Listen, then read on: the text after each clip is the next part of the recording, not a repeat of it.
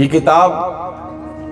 کسی انسان کی بنائی ہوئی کتاب نہیں ہے، اس کا بھی بیان فرما دیا۔ یہ کتاب کس کی طرف سے آئی ہے،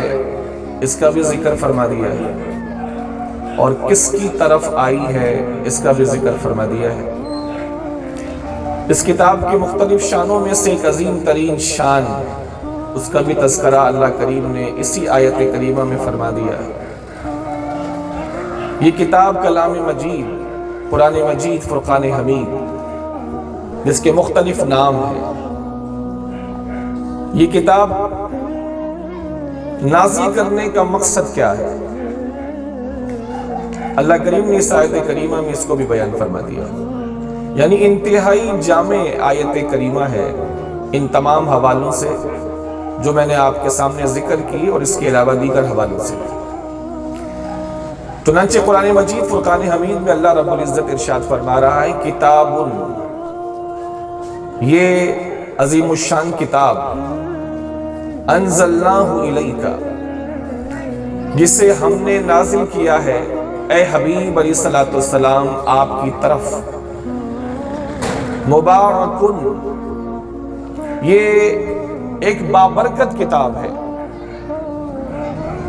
یہ از ابتدا تا انتہا عظیم الشان برکتوں کی حامل کتاب ہے۔ لیدبروا آیاتہ،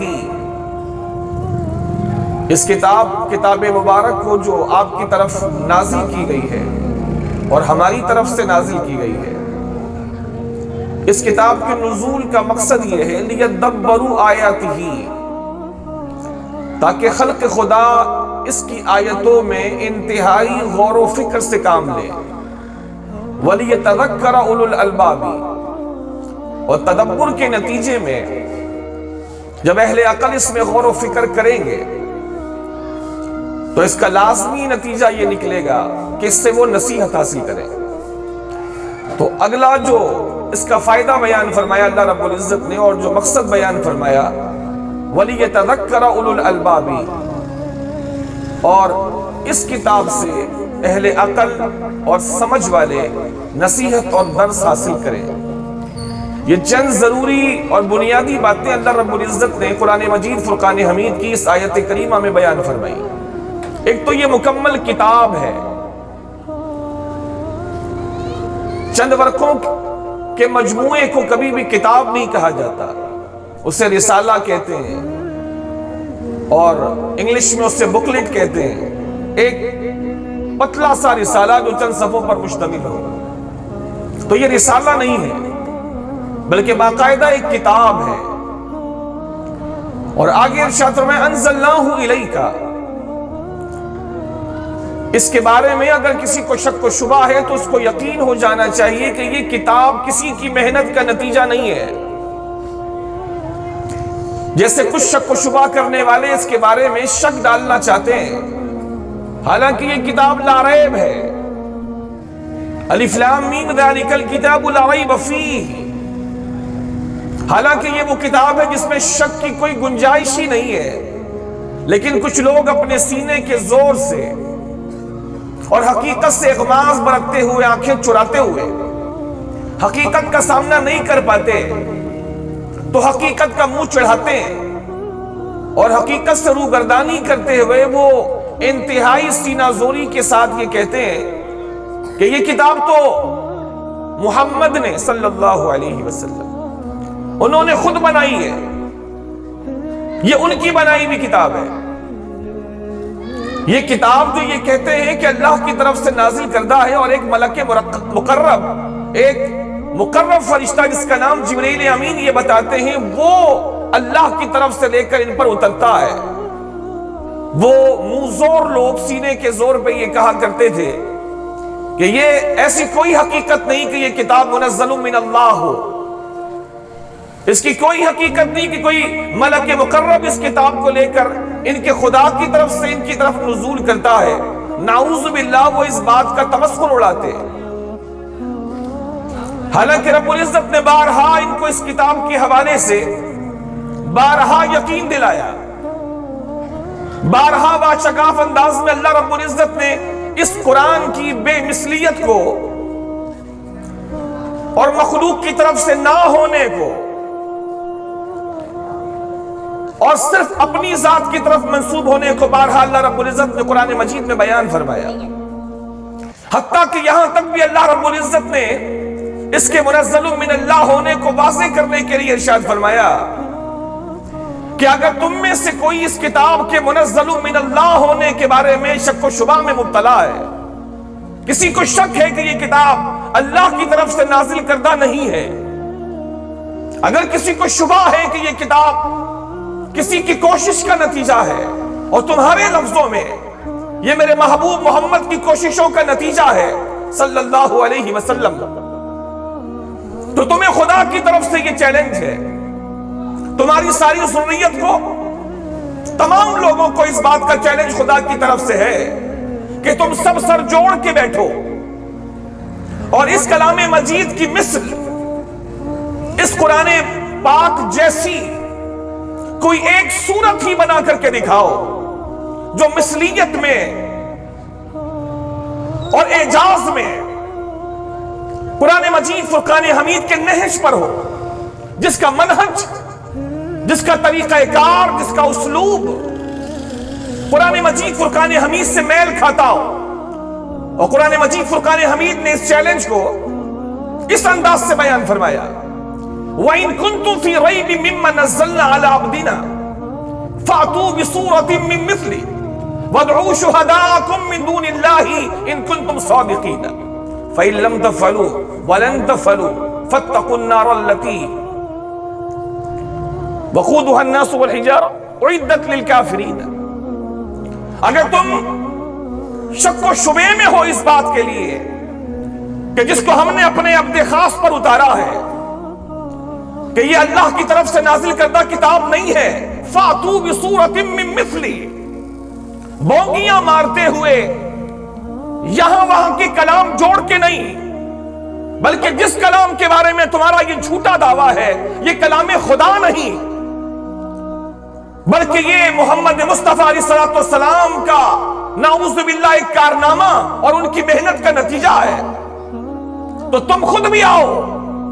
اور اپنے شہداء، اپنے ساتھیوں اور مددگاروں کو بھی جمع کرو اور سارے سر جوڑ کر بیٹھو اور زیادہ نہیں، صرف قرآن کی ایک سورت جیسی ایک سورت بنا کر کے دکھا دو اور سارے اپنے مددگاروں کو بھی پکار دیکھو. اور تم ایسا نہ کر سکو فَإِن لَّمْ تَفْعَلُوا وَلَن تَفْعَلُوا، اگر تم ایسا نہ کر سکو، اور سنو، تم کبھی بھی ایسا نہ کر سکو گے کہ قرآن جیسی ایک چھوٹی سی سورت بھی بنا کر لا سکو، تو تمہیں چاہیے کہ تم اس آگ سے ڈرو اور اس آگ سے خوف کھاؤ جو کافروں کے لیے تیار کی گئی ہے اور جس کا ایندھن انسان اور پتھر ہے، جنہیں تمہارے انکار کے نتیجے میں جس میں تمہیں جھونکا جائے گا، اس لیے کہ اللہ جل شانہ کے کلام کی نسبت کسی اور کی طرف کرنا یہ صریح کفر ہے. اس طرح رب العزت نے اپنے قرآن مجید فرقان حمید کے اپنی طرف سے نازل کیے جانے کو بیان بھی فرمایا اور قیامت تک کے انکار کرنے والے کو قرآن مجید فرقان حمید کے ذریعے سے خدا نے یہ چیلنج بھی دے دیا. دوسرے مقام پہ تو رب العزت نے ایک آیت تک کی ان سے بات کرتے ہوئے ان کو چیلنج دیا کہ تمہیں یہ اگر گمان ہے کہ یہ کلام خدا کا نہیں، شروع قرآن سے لے کے آخر قرآن تک اتنی آیتیں تمہارے سامنے بکھری ہیں، تم ان میں سے کسی ایک آیت کی طرح ایک آیت بنا کر دکھاؤ اگر تم اپنے دعوے میں سچے ہو، اگر تمہارا یہ کہنا جو تمہارے ذوق کے مطابق ہے کہ یہ کلام خدا نہیں، تو اتنی آیتیں قرآن مجید کے تمہارے سامنے ہیں، اس کلام کی زبان بھی عربی، جن میں نازل ہوا یہ قرآن وہ بھی عربی، تم اس زبان سے واقف اور اس کلام کے سب سے پہلے مخاطب ہو، لہذا تمہاری زبان بھی عربی ہے، تم میں بڑے بڑے سورما موجود ہیں. اگر تم سمجھتے ہو کہ یہ کلام خدا کا نہیں ہے تو تم سارے جمع ہو کر اس کلام مجید کی مثل، اس کلام مجید جیسی ایک آیت ہی بنا کر کے دکھا دو اور تم یہ ہرگز نہیں کر سکو گے. یہ کلام مجید کی حقانیت کی قرآن مجید کی حقانیت کی کتنی بڑی دلیل ہے۔ کوئی جھوٹا آدمی کبھی واشگاف لفظوں میں اس طرح کے دعوے نہیں کرتا، کوئی جھوٹا شخص اس انداز سے کبھی بھی لوگوں کے سامنے اپنا دعویٰ ریکارڈ نہیں کرتا، لیکن یہ دعویٰ آج تک قرآن مجید کی زبان میں ریکارڈ ہے۔ فَإِن لَّمْ تَفْعَلُوا وَلَن تَفْعَلُوا، اگر تم نہ کر سکو اور سنو تم نہیں کر سکو گے، اس قرآن کی مثل تم ایک آیت بھی ایک سورت بھی بنا نہ سکو گے جو اس بات کی شہادت ہے کہ یہ کلام خدا ہے، یہ کلام کسی انسان کا بنایا ہوا نہیں بلکہ خدا کا نازل کردہ کلام ہے۔ تو اس آیت کریمہ میں رب العزت نے فرمایا انزلناہ الیکا، اے حبیب یہ جو کتاب ہے جسے ہم نے نازل کیا ہے آپ کی طرف، نازل کرنے والے ہم، اور جس ذات پر یہ قرآن نازل کیا گیا ہے 23 برس کے عرصے میں، 23 سال کے عرصے میں، وہ ذات ہے ذات مصطفیٰ علیہ السلام کی۔ نازل کرنے والے خدا کا ذکر بھی انزلنا میں آ گیا، کتاب کا ذکر بھی آ گیا، یہ کتاب منزل من اللہ اس کا تذکرہ بھی آ گیا، ذات رسالت مآب علیہ السلام کا بھی تذکرہ آ گیا۔ الیکا، ہم نے آپ کی ذات اقدس پر اس کلام کو نازل کیا ہے۔ اب یہ کتاب کیسی ہے؟ فرمایا مبارکن، مبارکن، مبارکن کا معنی ہے انتہائی بابرکت۔ یہ اللہ کا کلام ایسا کلام ہے جو برکتوں سے مملو اور پر ہے، اس کا پڑھنا شفا، اس کا سننا شفا، اس کا چھونا شفا، اس پر عمل کرنا شفا، اس کو سنانا شفا کا باعث۔ یہ اللہ جل شانہ کی طرف سے انتہائی بابرکت ہے، اتنی بابرکت ہے کہ جس جگہ پر اس کلام مجید کیا ایک حرف بھی پڑھا جائے، اس پڑھی گئی جگہ پر اللہ جل شانہ کی بارگاہ سے رحمتوں اور سکینے کا نزول شروع ہو جاتا ہے۔ مبارکن، بابرکت کتاب ہے ہر اعتبار سے، اپنے پڑھنے والے کے لیے، اپنے سننے والے کے لیے، اس ماحول کے لیے، عمل کرنے کے اعتبار سے بابرکت ہے، تعلیمات کے اعتبار سے بابرکت ہے، اپنے اندر موجود معلومات کے اعتبار سے بابرکت ہے۔ اور آگے ایک سوال پیدا ہوتا ہے کہ اتنی بابرکت کتاب نازل کرنے کا مقصد بھی کوئی ہے جس کے لیے یہ ساری محفل منعقد کی گئی ہے؟ اسی کا بیان اس اگلے ٹکڑے میں اللہ کریم جل شانہ بیان فرما رہا ہے۔ اس مبارک اور بابرکت کتاب کے نزول کا کوئی مقصد بھی ہے؟ قرآن ہی سے پوچھتے ہیں اس عظیم کتاب کے نزول کا مقصد رب نے کیا بیان فرمایا؟ فرمایا لیدبروا آیاتہ، اس کا مقصد یہ ہے کہ اس کی آیتوں میں غور و فکر کیا جائے، لیدبروا آیاتہ، تاکہ لوگ اس کی آیتوں میں غور و فکر کریں، وَلِيَتَذَكَّرَ أُولُو الْأَلْبَابِ، اور یہ قرآن اس لیے بھی نازل کیا گیا ہے آپ کی طرف اے حبیب علیہ السلام، تاکہ عقل والے اس سے نصیحت حاصل کریں کہ جو کچھ ہم نے اس میں بیان فرمایا ہے یہ کتاب سراپا بابرکت ہے، اور شروع سے آخر تک یہ کتاب انتہائی درس اور نصیحتوں پر مشتمل ہے۔ یہ چھوٹی سی آیت کریمہ جو میں نے آپ کے سامنے مختصر سی وضاحت کے ساتھ پڑھی، اس آیت کریمہ میں وہ تمام ضروری باتیں آپ کے سامنے ذکر ہو گئی جس کا تعلق بلا واسطہ قرآن مجید فرقان حمید سے ہے۔ کتاب ہے، کوئی رسالہ نہیں، بابرکت ہے، نازل کرنے والے خدا کا ذکر ہو گیا، جن کی طرف نازل ہوا مصطفیٰ جان رحمت کا تذکرہ ہو گیا۔ اس کتاب میں اللہ کریم نے برکتیں ہی برکتیں رکھی ہیں، نقصان کا کوئی ذرا سا پہلو بھی اس کے اندر نہیں ہے، اور یہ مقصد بھی بیان ہو گیا کہ اتنی عظیم الشان کتاب نازل کرنے کا مقصد کیا ہے۔ لیدبروا آیاتہ ولیتذکر اولو الالباب، ان الفاظ سے اللہ کریم نے نزول قرآن کا مقصد، چند بڑے بڑے مقاصد میں سے ایک عظیم ترین مقصد اللہ کریم نے اس کو بھی اس آیت کریمہ میں بیان فرما دیا۔ لوگوں میں سب سے اچھا کون ہے؟ ایک سوال پیدا ہوتا ہے کہ لوگوں میں سب سے بہتر کون ہے؟ ایک تو ہمارا کرائیٹیریا ہوتا ہے کہ ہم اپنا کرائیٹیریا طے کرتے ہیں کہ بھئی اس اعتبار سے یہ اور اس اعتبار سے یہ۔ ایک کرائیٹیریا وہ بھی ہے جو اللہ اور رسول نے بیان فرمایا اور یہی معیار حق ہے، سوال یہ ہے کہ لوگوں میں افضل ترین شخص کون ہے جس کو افضل کہا جائے، جس کو لوگوں میں بہتر کہا جائے؟ تو اللہ کے نبی علیہ الصلوۃ والسلام کی حدیث پاک ہماری رہنمائی کرتی ہے، فرمایا خیرکم من تعلم القرآن وعلمہ،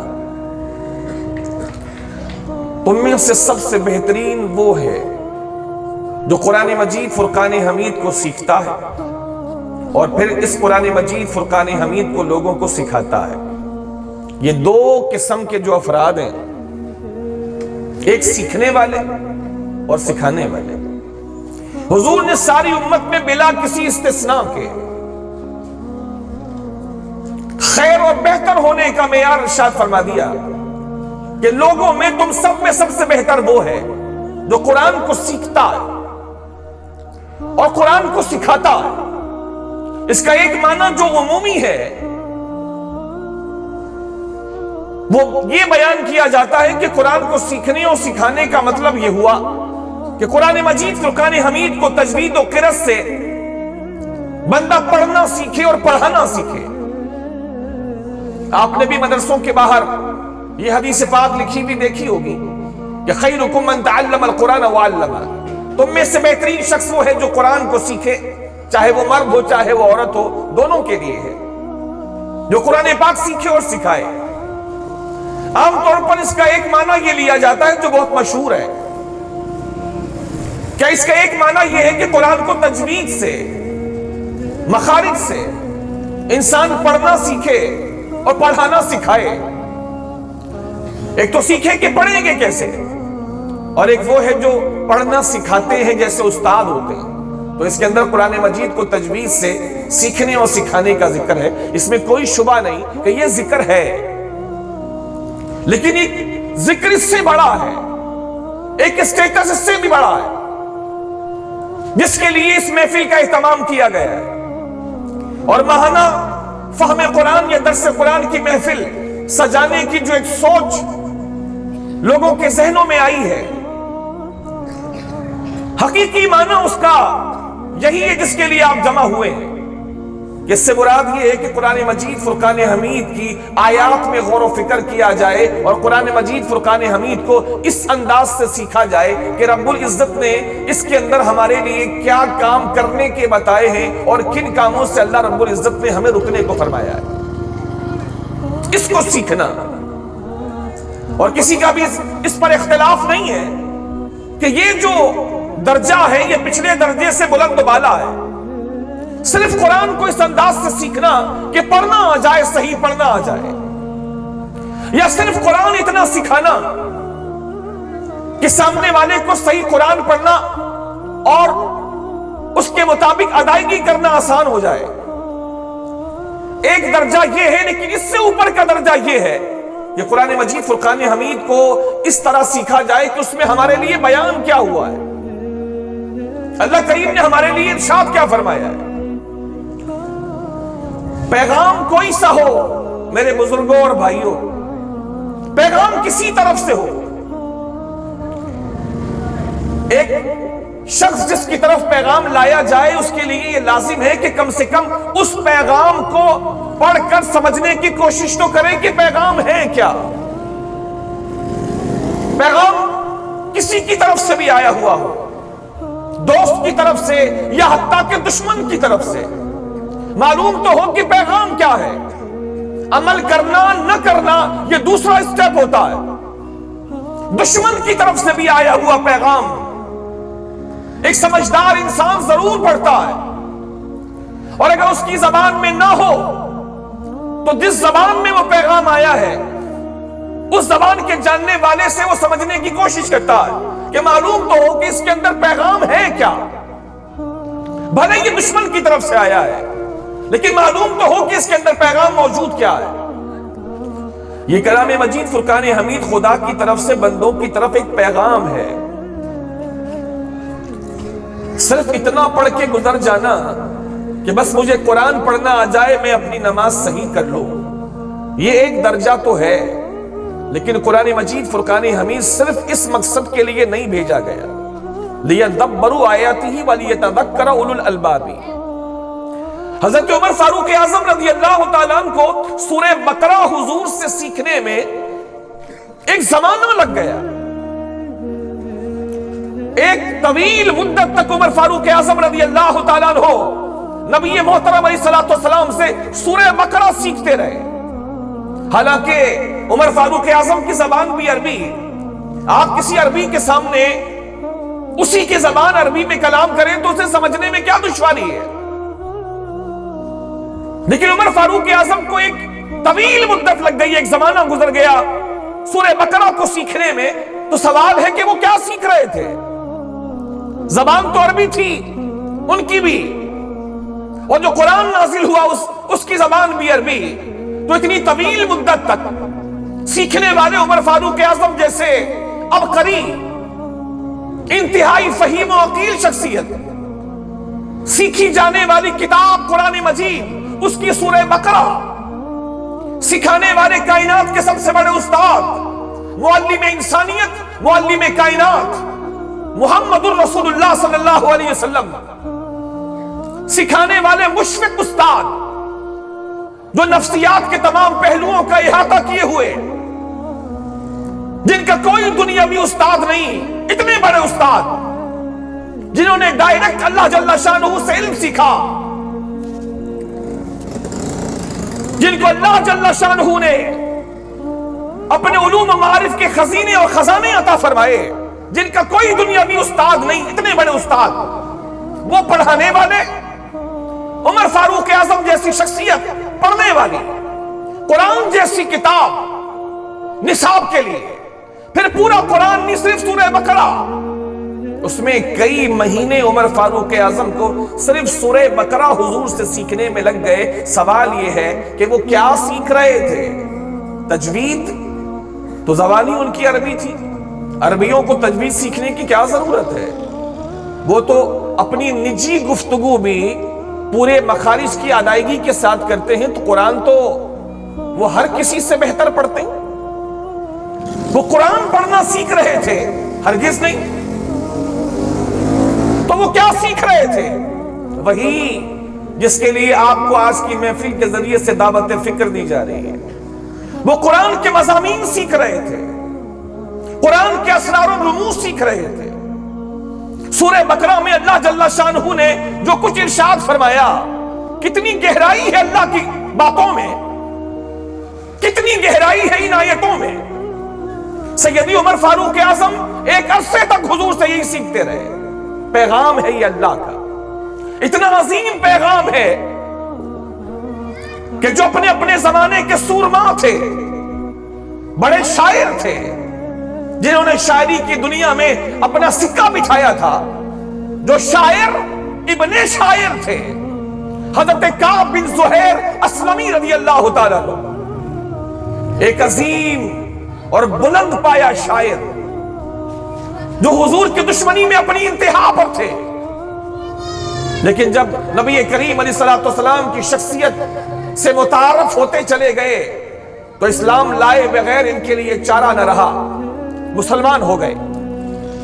شاعر ابن شاعر, شاعری کا ملکہ انہیں وراثت میں ملا تھا. ان کے والد بہت بڑے شاعر تھے, یہ خود بہت بڑے شاعر. ان کے والد اتنے بڑے شاعر تھے کہ جن کے لکھے ہوئے قصیدے خانہ کعبہ کے پردے میں ٹانگ دیے جاتے تھے, اور لوگ دور دور سے ان کے والد کے قصیدے دیکھنے کے لیے آتے تھے کہ کس پائے کا قصیدہ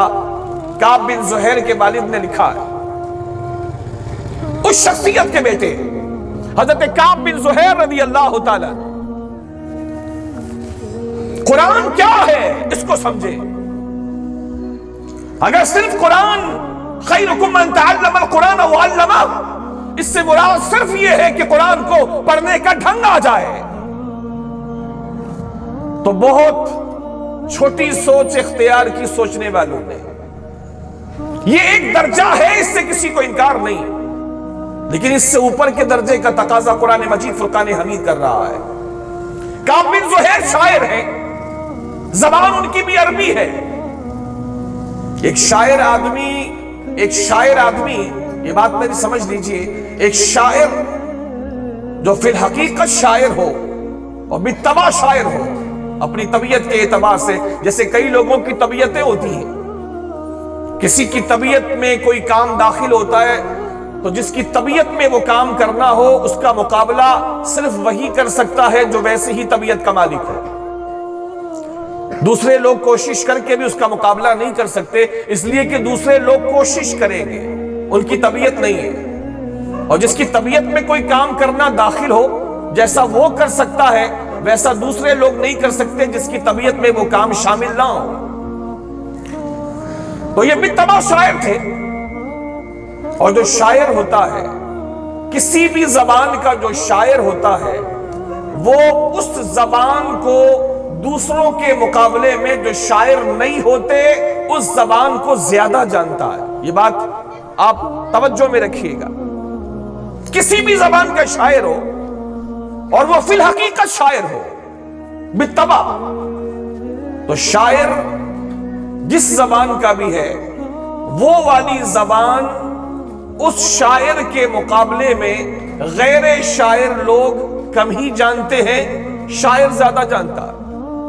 کعب بن زہیر نسلی شاعر, بالطبع شاعر, موروثی شاعر. زبان شاعری کی کون سی؟ عربی. قصیدے لکھے تو لاجواب,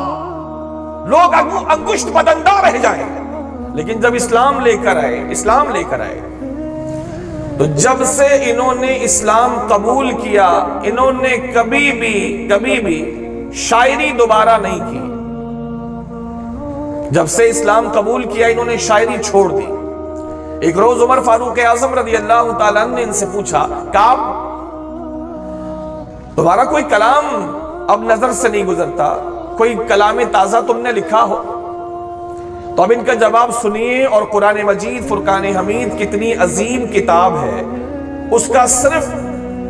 ان کے جواب سے اندازہ کرنے کی کوشش کیجئے کہ جس کتاب کو ہم نے اپنے گھروں کی زینت بنا کر کے اونچے طاق پر رکھ دیا ہے, وہ قرآن کے ساتھ ہماری کتنی بڑی زیادتی ہے. کعب بن زہیر سے جب عمر فاروق اعظم نے کہا کہ کعب تمہارا کوئی کلام اب نظر سے نہیں گزرتا, کوئی تم نے تازہ کلام کہا ہے؟ تو کعب بن زہیر رضی اللہ تعالیٰ عنہ نے, جو فطری اور جبلی شاعر ہیں اور شاعر ابن شاعر ہیں اور اسی زبان عربی کے بلند پایا شاعر ہیں, جو زبان کو دوسروں کے مقابلے میں بہت زیادہ جاننے والے ہیں, کعب بن زہیر رضی اللہ تعالیٰ عنہ نے امیر المومنین عمر فاروق اعظم رضی اللہ تعالیٰ عنہ کو جواب دیتے ہوئے عرض کیا, امیر المومنین میں نے ہمیشہ کے لیے شاعری چھوڑ دی ہے. امیر المومنین نے پوچھا کہ اس کی وجہ؟ عرض کیا کہ امیر المومنین اللہ تعالیٰ نے مجھے شاعری سے زیادہ اچھی چیز عطا فرما دی ہے. اب تو اللہ تعالیٰ نے جب سے میں نے سورہ بقرہ پڑھی ہے اور سورہ آل عمران پڑھی ہے, میں سورہ بقرہ اور سورہ آل عمران میں ایسا گم رہتا ہوں کہ شاعری کہنے کی طرف میری کوئی توجہ ہی نہیں ہوتی. اللہ تعالیٰ نے مجھے شاعری سے اعلیٰ ترین چیز عطا فرما دی. سورہ بقرہ میرے پاس ہے امیر المومنین, سورہ آل عمران میرے پاس ہے. اب آپ غور فرمائیں, اتنا جہاندیدہ شخص کیا کیا نہ دیکھتا ہوگا قرآن میں, کیا کیا نہ نظر آتا ہوگا ان کو قرآن میں. ایک عالم شخص ہی جانتا ہے کہ ایک عالم کی قدر کیا ہے. ایک کتابوں کا پڑھنے والا کتابوں کی اہمیت سے آگاہ ہوگا, جیسے ایک پیسوں کا رسیا پیسے کی اہمیت سے آگاہ ہوتا ہے. ایک دین کا دل دادا وہ دین کی لذتوں سے آشنا ہوتا ہے. جس کو شہادت کا شوق ہو اس کو پتا ہوتا ہے کہ شہادت کی لذت کیا ہے. لہذا جو جس طرف توجہ کیے ہوتا ہے اس کو معلوم ہوتا ہے کہ اس کی لذت کیا ہے. کعب بن زہیر کو معلوم تھا کہ قرآن کیا ہے. کعب بن زہیر جانتے تھے کہ سورہ بقرہ میں کیا ہے. کعب بن زہیر جانتے تھے سورہ آل عمران میں کیا ہے. یہ جہاندیدہ لوگ جانتے تھے کہ پورے قرآن میں کیا ہے. تو ایک پیغام ہے قرآن, اور میں نے کہا پیغام دشمن کا بھی ہو تو پڑھنا چاہیے. معلوم تو ہو کہ دشمن نے لکھا کیا ہے, دوست کا تو پڑھنا ہی چاہیے, پیغام تو دشمن کا بھی پڑھنا چاہیے. اور یہ تو پیغام محبوبوں کے محبوب کا ہے، کائنات کے سب سے بڑے محبوب کا پیغام ہے، وہ محبوب جو ساری انسانیت کا محبوب ہے، تمام صحابہ کا محبوب ہے، تمام نبیوں کا محبوب ہے، امام الانبیاء کا محبوب ہے، یعنی خدا جسے اللہ کہتے ہیں، جس کی شان اللہ کریم نے خود ہی بیان فرمائی، والذین آمنوا اشد حبا للہ، ایمان والے تو سب سے زیادہ شدید محبت ذات خدا سے کرتے ہیں، کافر اپنے بتوں سے محبت کرتے ہیں، اپنے باپ داداؤں سے زیادہ، اپنے باپ داداؤں سے بڑھ کر بھی کافر اپنے بتوں سے محبت کرتے ہیں۔ اس مقام پہ رب العزت نے مومنوں پر اپنے فخر کو بیان فرمایا کہ کافر اپنے بتوں سے، اپنے باپ داداؤں سے زیادہ پیار کرتے ہیں بتوں سے، اور اپنے مومن بندوں کی شان اللہ رب العزت نے اس طرح بیان فرمائی، والذین آمنوا اشد حبا للہ، کافر تو اپنے بتوں سے پیار کرتے ہیں باپ داداؤں سے بڑھ کر، اور مومن جو ہے اپنی جانوں سے بھی بڑھ کر خدا سے پیار کرتے ہیں۔ مومن کی شان تو یہ ہے، مومن کا تعارف تو یہ ہے کہ ان کا سب سے بڑا محبوب خدا ہے، چونکہ خدا ان کا پیدا کرنے والا ہے، خدا رزق دینے والا، خدا محتاج الیہ ہے، سب کا محبوب ہے خدا، جس کے در پر ہر کوئی جھکتا ہے وہ خدا ہے، جس کے آگے سب کے ہاتھ پھیلتے ہیں وہ خدا ہے۔ اس محبوب خدا کا پیغام ہو، محبت کا پیغام ہو، اصلاح کا پیغام ہو، دنیا اور آخرت کی کامیابی کا پیغام ہو، اصلاح نفس کا پیغام ہو، اصلاح احوال کا پیغام ہو، اور پھر بندہ مومن جس کی یہ شان خدا بیان کرے کہ میرا مومن بندہ تو سب سے زیادہ مجھ سے محبت کرتا ہے، اسی خدا کے پیغام کو آئے ہوئے 1400 سال گزر گئے، اور ہماری زندگیوں کے 30 20 40 50 60 سال گزر گئے، اس خدا کا پیغام آج تک کبھی کھول کر توجہ سے بھی سمجھنے کی کوشش نہیں کی کہ میرے محبوب خدا نے پیغام بھیجا کیا ہے کیا اس قرآن میں۔ تیجے پہ قرآن پڑھا اچھا کیا، 10ویں پہ قرآن پڑھا اچھا کیا، کسی کو قرآن تحفے میں دیا اچھا کیا، مسجد میں قرآن رکھوایا اچھا کیا، بہترین جزدان میں قرآن کو رکھا اچھا کیا، قرآن کو صبح و شام چومتے ہیں اچھا کرتے ہیں، قرآن مجید کو سر پہ رکھتے ہیں اچھا کرتے ہیں، 40ویں 20ویں برسی میں پڑھتے ہیں اچھا کرتے ہیں، قرآن مجید فرقان حمید کی زیارت کرتے ہیں اچھا کرتے ہیں، لیکن خدا کے بندوں قرآن اس سے اوپر کے کام کے لیے آیا تھا، قرآن اس سے اوپر کے کام کے لیے آیا تھا۔ آپ نے اپنی زندگیوں میں کئی کتابیں مکمل پڑھ کے ختم کر دی ہوں گی، وہ اردو کی کتاب ہو یا انگلش اور میتھ کی کتاب ہو، ایک ذرا سا غور کر لیں کہ ساری زندگی میں کتنی کتابیں اور کتنے صفحے آپ نے پڑھ کے فارغ کر دیے، کتنے امتحان دے کر کے آپ فارغ ہو گئے، کتنی ڈگریاں لے کر آپ فارغ ہو گئے، کتنا کچھ کر کے آپ فارغ ہو گئے، لیکن قرآن اللہ کا پیغام، اللہ کی آخری کتاب جو اس نے اپنے آخری نبی پر آخری بار بھیجی، نہ اب وہ کوئی کتاب بھیجے گا، نہ کوئی نبی آئے گا، نہ اس آخری نبی کے بعد کوئی نبی، نہ اس آخری کتاب کے بعد کوئی کتاب۔ اس کتاب کے ساتھ سلوک کیا ہوا؟ لوگ اگربتی سلگا کے خوشبو لگا کے مطمئن ہو گئے۔ قرآن اس مقصد کے لیے نہیں آیا۔ میں نہیں کہہ رہا کہ یہ کام ناجائز و حرام ہے، لیکن یہ کہہ رہا ہوں قرآن اس کام کے لیے نہیں آیا تھا۔ تیجا 20واں 10واں 40واں برسی آپ پڑھیں پڑھوائیں، اچھا کام ہے، غلط کوئی مسلمان نہیں کہے گا، لیکن یہ کہہ رہا ہوں قرآن صرف ان کاموں کے لیے نہیں آیا تھا۔ بیٹی کے جہیز میں اس کے سر پر قرآن کا سایہ کر کے بھیجتے ہیں، ٹھیک ہے بھیجیں، اگر کوئی شرعی طور پر وہاں پر خامیاں نہیں ہیں، ناچ گانے اور بھنگڑے نہیں ہو رہے، تو وہاں قرآن عزت کے ساتھ باوضو اس کے سر پر رکھ کر کے رخصت کیا جا رہا ہے، ٹھیک ہے شرعی طور پر اجازت ہے، لیکن قرآن اس کام کے لیے نہیں آیا تھا۔ اس کام کے لیے نہیں آیا تھا۔ قرآن مجید استخارے کے لیے نہیں آیا تھا۔ قرآن مجید فرقان حمید صرف چومنے کے لیے نہیں آیا تھا۔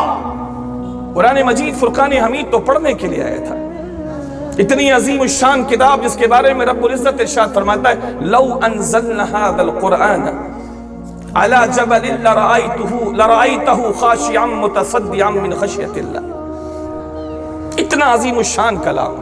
جس کی ہیبت و جلال کا عالم یہ ہے کہ رب العزت ارشاد فرماتا ہے اگر یہ قرآن جو ہم نے قلب محمد پر علیہ السلام نازل فرمایا، 23 سال تک قرآن قلب رسول پر اترتا رہا، اس قرآن کی ہیبت کا عالم یہ ہے، اس قرآن کی عظمت شان کا عالم یہ ہے کہ رب العزت ارشاد فرماتا ہے اگر یہ قرآن ہم کسی پہاڑ پر اتارتے تو تو دیکھتا وہ پہاڑ اس کلام کی ہیبت سے لرزہ بر اندام ہو جاتا، وہ ہل جاتا، پاش پاش ہو کر ریزہ ریزہ ہو کر کے ہواؤں میں بکھر جاتا۔ من خشیت اللہ، اللہ کے ڈر سے، اللہ کے ڈر سے۔ بزرگوں نے اس آیت کے تحت بہت کچھ لکھا، خلاصہ یہ ہے کہ بزرگوں نے فرمایا کہ جس قرآن کی ہیبت اور اللہ کے خوف سے پہاڑ کی یہ کیفیت اللہ نے قرآن میں خود بیان فرمائی ہے، اگر کوئی دل اس کیفیت سے بے خبر ہے کہ اگر پہاڑ میں فہم موجود ہوتا، اگر پہاڑ میں ادراک موجود ہوتا اور پھر اس پر قرآن نازل کیا جاتا تو پہاڑ ریزہ ریزہ ہو جاتا، تو اس ادراک والے مسلمان پر اگر قرآن پڑھا جائے یا وہ پڑھے اور اس کی یہ کیفیت خوف خدا سے نہ بنے تو اس کا مطلب یہ ہے کہ وہ مومن، وہ مسلمان پتھر سے بھی گیا گزرا ثابت ہو چکا۔ لو انزلنا هذا القرآن على جبل لرأيته خاشعا متصدعا من خشیت اللہ۔ اتنا عظیم الشان کلام، اور اس کو سمجھنے کی کوشش نہ کی جائے، اس کو پڑھا نہ جائے، حالانکہ دنیا کی شاید بلکہ یقیناً کوئی ایک بھی ایسی زبان نہیں ہوگی اب جو وہاں کی نیشنل لینگویج ہو، قومی زبان ہو،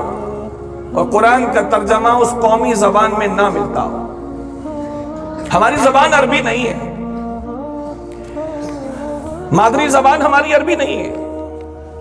عربی سیکھنا یہ سب کے لیے ممکن بھی نہیں ہے، لہٰذا یہ تکلیف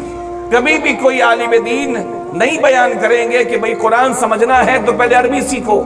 یہ چند لوگوں کا کام ہے، ہر جماعت میں سے چند لوگوں کا کام ہے کہ وہ عالم کا کورس کرے اور قرآن کو بلا واسطہ بغیر کسی ترجمے کے قرآن کو خود ڈائریکٹ سمجھنا شروع کرے، یہ ان کا کام ہے۔ سب پر یہ ذمہ داری نہ اللہ نے ڈالی ہے نہ کوئی ڈال سکتا ہے بندوں میں سے، اللہ نے بھی نہیں ڈالی ہے، لہٰذا کوئی نہیں کہتا کہ آپ عربی سیکھیں پہلے، لیکن جس زبان میں آپ سمجھ سکتے ہیں اس زبان میں قرآن کا ترجمہ موجود ہے، اس کو پڑھیں تو صحیح۔ جیسا کہ میں نے کہا پیغام تو دشمن کا بھی پڑھنا چاہیے، یہ تو محبوب خدا کا پیغام ہے جو اس نے ہماری اور آپ کی طرف بھیجا ہے، اس کو سمجھنا بہت ضروری ہے۔ اور جب کسی مومن کے سامنے قرآن پڑھا جاتا ہے تو اس کی کیفیت کیا ہوتی ہے، یہ چند باتیں مزید سن لیجیے۔ ایک سے زائد آیتیں ہیں، میں آپ کے سامنے صرف ایک آیت پڑھتا ہوں کہ جب کسی مومن کے سامنے قرآن مجید فرقان حمید پڑھا جاتا ہے تو مومن کی شان کیا ہوتی ہے۔ چنانچہ اللہ رب العزت ارشاد فرماتا ہے اللہ نزل احسن الحدیث کتابا متشابہا مثانیہ، اللہ نے بہترین کلام یعنی قرآن، احسن الحدیث، بہترین کلام نازل فرمایا جو ایسی کتاب ہے کہ جس کے مضامین ایک دوسرے سے ملتے جلتے ہیں، متشابہہ، مثانیہ، اس میں احکامات کئی بار ذکر ہوئے ہیں دوہرا کے، مثانیہ۔ تقشعر منہ جلود الذین یخشون ربہم، یہاں سے کیفیت بیان ہو رہی ہے کہ جو اللہ سے ڈرتے ہیں ان کے سامنے جب قرآن پاک پڑھا جاتا ہے تو ان کی کیفیت کیا ہوتی ہے؟ اب ہم خود فیصلہ کر لیں، یہ قرآن کی زبان ہے، قرآن کا فرمان ہے، ہم خود فیصلہ کر لیں کہ کیا ہم ان لوگوں میں داخل ہیں جن کا ذکر اللہ جل شانہ قرآن کی زبان میں کر رہا ہے؟ فرمایا تقشعر منہ جلود الذین یخشون ربہم، فرمایا کہ جو لوگ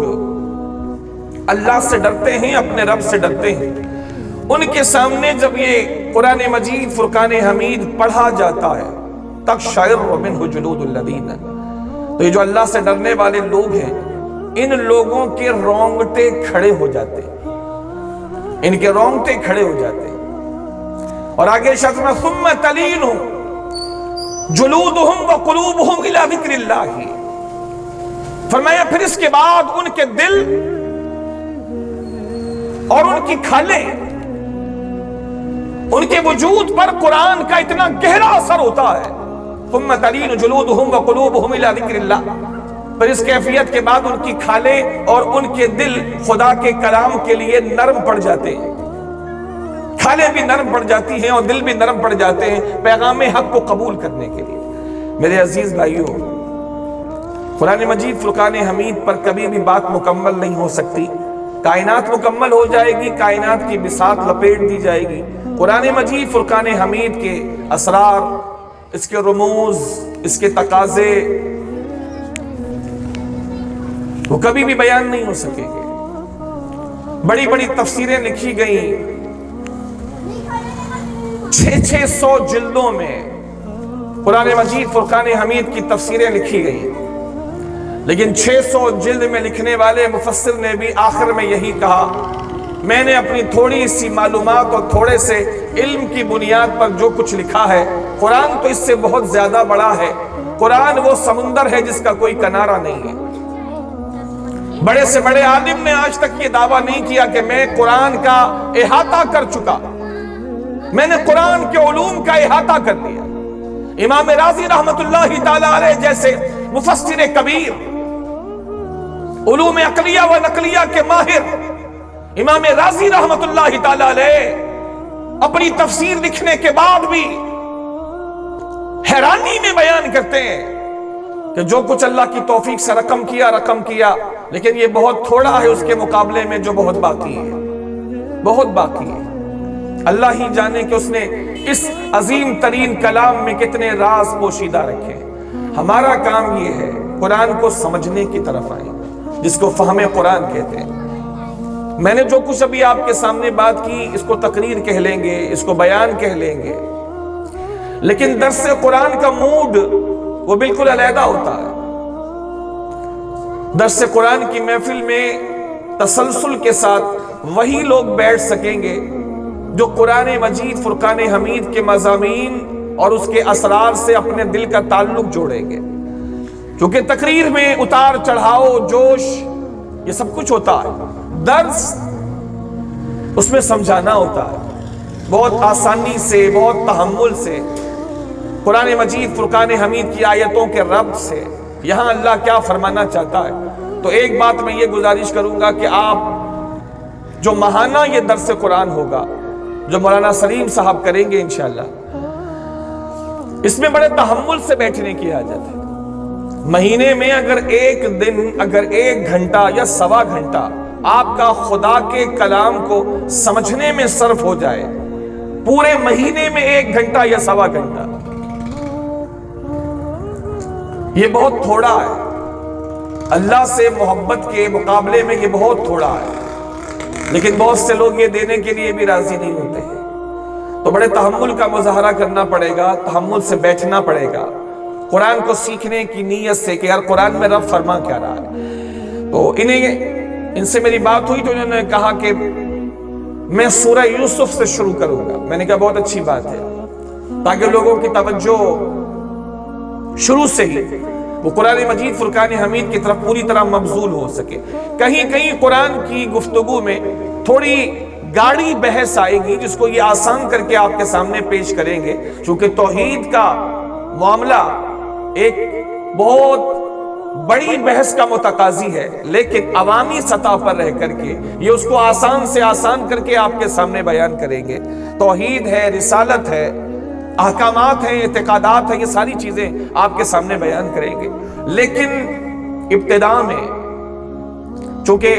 تقریباً 100 میں سے 100 بندوں کی یہ طبیعت ہوتی ہے کہ ان کو واقعات، قصے،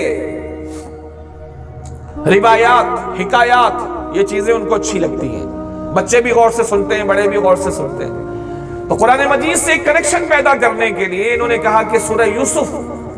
جس کو اللہ تعالیٰ نے احسن القصص فرمایا کہ بہترین قصہ، ایک تو وہ قصہ ہوتا ہے جو لوگ بیان کرتے ہیں، ایک ہے قرآنی قصے۔ قرآن نے بھی قصے کا لفظ استعمال کیا، لہذا میں اسی لفظ کو آپ کے سامنے دہرا رہا ہوں۔ قرآن نے احسن القصص کہ قصوں میں بہترین قصہ وہ ہے جو حضرت یوسف اور ان کے بھائیوں کے بارے میں اللہ کریم نے قرآن مجید میں بیان فرمایا۔ تو ایک سورہ یوسف میں سمجھنے کے لیے ایک دنیا ہے، ایک دنیا ہے۔ آپ کو اس کو سننے کے بعد اتنا کچھ سیکھنے کو ملے گا اللہ کے قرآن سے۔ دنیا میں بڑے سے بڑا انسان آپ کو کوئی بات کوٹ کر دے، لیکن اس کی بات کوئی نہ کوئی چیلنج کر سکتا ہے، یا کس نے یہ بات کہی فلاں نے، یا اس بات کو چیلنج کیا جا سکتا ہے، یہ بات ایسے نہیں ہے۔ آپ کو موسٹ اوتھینٹک نالج دو ذریعوں سے آپ کو مل سکتی ہے، دو ذریعوں سے، ایک ہے قرآن اور ایک ہے حدیث پاک۔ یہ دو اوتھینٹک ریسورسز ہیں علم کے لیے، قرآن اور حدیث۔ اور ان دونوں میں جو اونچا درجہ ہے سب سے زیادہ وہ قرآن کا ہے، جس کو کوئی بھی چیلنج نہیں کر سکتا۔ تو جب آپ قرآن سے سنیں گے کہ صبر کا کتنا بڑا صلہ ملتا ہے، جب کوئی امید نہیں، کوئی سہارا نہیں، جب اپنے ہی بھائی اپنے قتل پر آمادہ ہو جائیں، اپنے ہی بھائی اپنے دشمن بن جائیں کسی بھی جذبے کے تحت، اپنے ہی بھائی دشمن بن جائیں، تو وہاں پر کیا کرنا چاہیے؟ جب باپ سے دور کر دیا جائے، اپنے بھائی قتل کرنے پر اتر آئے، سازشیں کرنے پر اتر آئے، اس بھائی کی خوبصورتی بھی ان کو ماؤلڈ نہ کر سکے، انہیں نرم نہ کر سکے، کنویں میں ڈال کے چلے جائیں، جب ان کی موت کا یقین ہو جائے، تو اس کے بعد جب ایک شخص کو کنویں میں ڈال دیا گیا مارنے کے لیے، لیکن وہ اللہ پر بھروسہ کرے تو اللہ پھر کیسا صلہ دیتا۔ پھر آزمائش کی ایک طویل چین ہے پوری، حضرت یوسف کی زندگی کی آزمائش کی ایک طویل چین ہے پوری قرآن میں جو بیان ہوئی۔ باپ سے دور کیا جانا، بھائیوں کا ظلم کرنا، کنویں میں ڈالا جانا، وہاں سے ایک قافلے کا آنا، اس قافلے والوں کا نکالنا، پھر بھائیوں کا دوبارہ پکڑ لینا، پھر سستے داموں پر اپنے بھائی یوسف علیہ السلام کو قافلے والوں سے بیچ دینا، پھر ان لوگوں کا حضرت یوسف کو چھپا کے مصر کے بازار میں لے جانا، اور ایک عظیم ترین باپ کا عظیم ترین حسین ترین بیٹا غلاموں کی طرح بیچنے کے لیے مصر کے بازار میں لایا جائے، نوجوانی کی عمر ہو، جوان بھی نہیں ہوئے، نوجوانی، حسین ترین، کوڑیوں کے دام میں ان کو بیچ دینا، پھر مصر کے بازار میں ان کا سودا ہونا، پھر عزیز مصر کے محل میں ان کی پرورش ہونا، پھر وہاں ان کے لیے مشکلات کا کھڑا کرنا، پھر ان کا جیل جانا، پھر ایک طویل مدت تک جیل کے اندر رہنا۔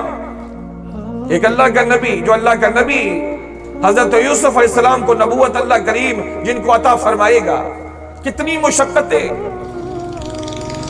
لیکن ہر موقع پر انہوں نے کیا کیا؟ الزام لگانے والوں نے کوشش کی، اللہ نے بچایا، شیطان نے پورا داؤ کھیلنا چاہا، اللہ نے حفاظت فرمائی، عزیز مصر کے قرب سے اٹھا کر کے جیل میں ڈال دیے گئے،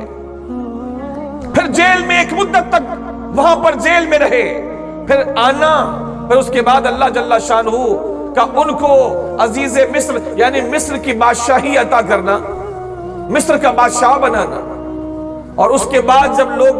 آئیں، بھائی آئیں، تو بھائیوں کا حضرت یوسف کے منہ پر نہ پہچانتے ہوئے حضرت یوسف کے منہ پر حضرت یوسف کی برائی کرنا، اس کا حضرت یوسف کو برداشت کرنا، اور جب بعد میں وہ پہچانے تو حضرت یوسف کے سامنے ندامت سے سر جھکائیں اور حضرت یوسف کا سب کو معاف کر دینا۔ اور جب لوگ ان تمام چیزوں کو ان کی ذات کی طرف منسوب کرنا چاہیں تو ان کا خوبصورت سا جملہ ادا کرنا،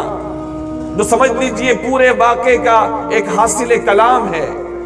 کہ جب ان کی طرف ان کی کامیابی کو منسوب کیا گیا تو کتنی خوبصورتی سے انہوں نے ایک اصول بیان کیا کہ جو بھی ایسا کرے گا اللہ جل شانہ سے تنہا نہ چھوڑے گا بلکہ عزت کے بام عروج پر پہنچائے گا۔ یہ بہت خوبصورت سورہ یوسف، تو اس سے ان کی ابتدا کا ذہن ہے۔ میں نے آپ کو تھوڑا سا ہی سمجھنے، تھوڑی سی آؤٹ لائن آپ کو دے دی۔ جب یہ قرآن کی زبان میں آپ سنیں گے، قرآن کی زبان سے اچھی زبان نہ تھی، نہ ہے، نہ ہوگی۔ جب قرآن سے آپ سنیں گے اور قرآن کے الفاظ خاص جو قرآن نے استعمال کیے وہ سنیں گے کہ کس موقع پر، کس موقع کو بیان کرنے کے لیے، کس ماحول کو بیان کرنے کے لیے قرآن نے لفظ کون سا منتخب کیا ہے، سبحان اللہ، تو آپ کے ایمان کو بالیدگی نصیب ہوگی۔ تو میں یہی آپ سے گزارش کروں گا کہ ہر مہینے کی پہلی اتوار اس میں یہ درس قرآن کی محفل ہوا کرے گی۔ تو آئندہ درس 7 جنوری کی 7 تاریخ انشاءاللہ یہ محفل، یہ ان کی مسجد سے بھی اعلان ہو جایا کرے گا، قادریہ سے انشاءاللہ مکی مدنی میں خادم کے طور پر ہوں، وہاں سے میں اعلان کر دیا کروں گا، اس نیت کے ساتھ کہ زیادہ سے زیادہ لوگ آئیں، قرآن سے جڑیں، قرآن سے تعلق جوڑیں۔ 1 گھنٹہ، 1.25 گھنٹہ، 1.5 گھنٹہ، اس میں آپ کو کوئی نقصان نہیں ہوگا، یہ تو شیورٹی ہے، سوائے فائدے کے نقصان نہیں ہے۔ اگر اس میں آ کر کے آپ ایک نشست میں آپ 10 باتیں بھی یاد کر کے لے جاتے ہیں کہ کیا خوبصورت بات ہم نے قرآن کی روشنی میں سنی ہے، تو آپ کے علم میں پے در پے اضافہ ہوگا۔ اور ایک آخری بات میں گزارش کر دوں کہ اپنے قرآن کو سمجھنے کا سلسلہ صرف ماہانہ درس قرآن تک یہاں تک مت رکھیے گا کہ اب اگلے مہینے ہی ہم قرآن کو سمجھیں گے۔ یہ جو درس قرآن کی محفلیں کی جاتی ہیں یہ قرآن کی طرف شوق بڑھانے کے لیے، یہاں تک مقید کرنے کے لیے نہیں کہ بس اب اگلے مہینے 7 جنوری کو ملیں گے،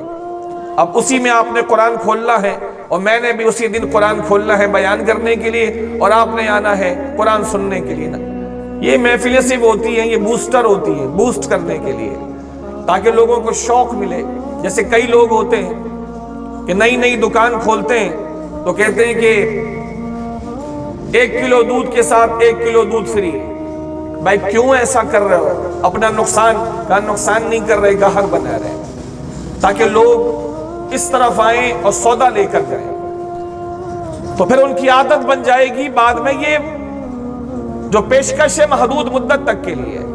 تو یہ بھی جو ماہانہ یا 15 دن پر جو بھی سلسلے کہیں پر بھی ہوتے ہیں، اس کا مقصد یہ نہیں ہوتا کہ آپ کو یہاں تک محدود کیا جائے،